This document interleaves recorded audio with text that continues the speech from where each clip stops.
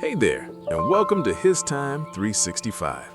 I'm so glad you're here for day 73 of our 365-day journey through the Bible. Today, we'll look at Ruth 1 through 4, and I'll walk you through what happens, what it means, and why it matters.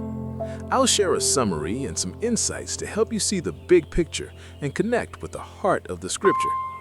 During your quiet time, I encourage you to read today's lesson in a Bible translation that speaks to you best.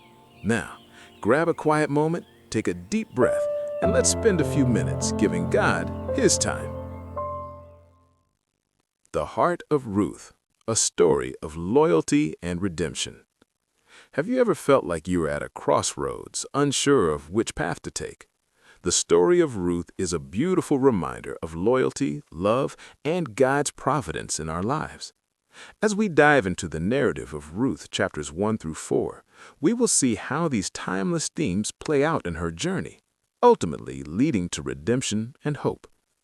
The story begins in the land of Moab, where Naomi, a widow, finds herself struggling after the loss of her husband and 2 sons. In a moment of despair, she hears that the Lord has visited his people and provided food for them back in Bethlehem. With a heavy heart, she decides to return home, urging her 2 daughters-in-law, Orpah and Ruth, to stay behind and find new lives among their own people.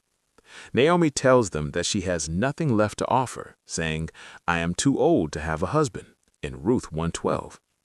Orpah ultimately decides to return to her family, but Ruth clings to Naomi with unwavering loyalty. Ruth declares, "Whither thou goest, I will go," in Ruth 1:16. This powerful statement illustrates her commitment not just to her mother-in-law, but to the God of Israel.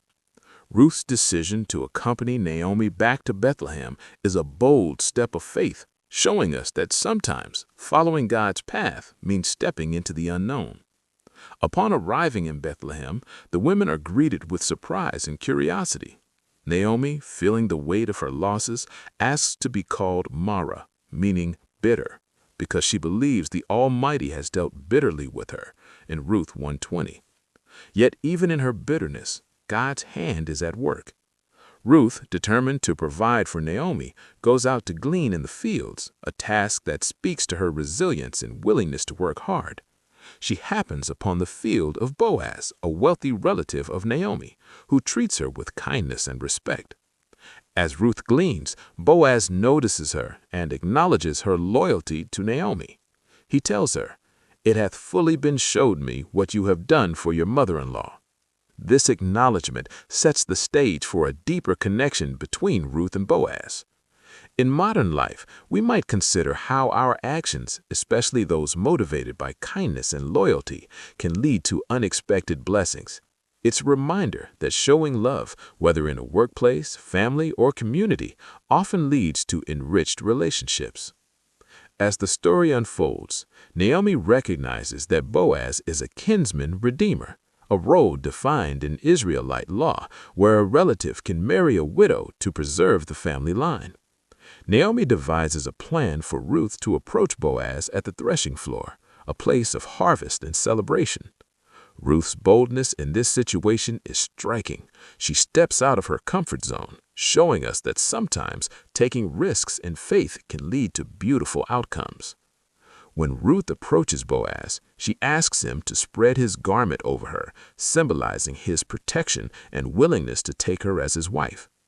Boaz responds with grace, acknowledging her virtue and character, stating, "Thou art a virtuous woman," in Ruth 3:11.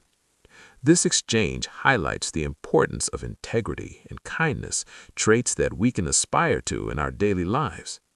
However, Boaz must first address another kinsman who has a closer claim to Ruth. He goes to the city gate where legal matters are settled and presents the situation to the other man. When he learns that marrying Ruth would mean taking on Naomi's property and responsibilities, he declines. Boaz then joyfully takes Ruth as his wife, showing us how God orchestrates events for our good, often in ways we cannot foresee. The story concludes with Ruth and Boaz having a son named Obed, who becomes the grandfather of King David. This lineage is significant in biblical history, reminding us that our actions can have a lasting impact that extends beyond our immediate circumstances. In our lives, we may not always see the fruits of our labor, but like Ruth, we should trust that God is weaving our stories into something greater. In today's world, we can learn from Ruth's unwavering loyalty and faith. Whether it's standing by a friend in their time of need, supporting a family member through hardships, or showing kindness in the workplace, our actions can reflect the love of God. It's a call to be intentional in our relationships and to recognize the opportunities to be a blessing to others. The story of Ruth teaches us that loyalty and love are powerful forces that can change lives and lead to redemption. Thanks so much for joining me today for HisTime365. Remember, today's reading is Ruth 1 through 4, so be sure to spend some time with those verses during your quiet time. Tomorrow, we'll be diving into 1 Samuel 1 through 5, so feel free to read ahead if you'd like to prepare. If you enjoyed this time together, don't forget to like, subscribe, and tap the bell so that you never miss a day on this journey. I'll see you right back here tomorrow for day 74. Until then, stay encouraged, and thank you for giving God His time today.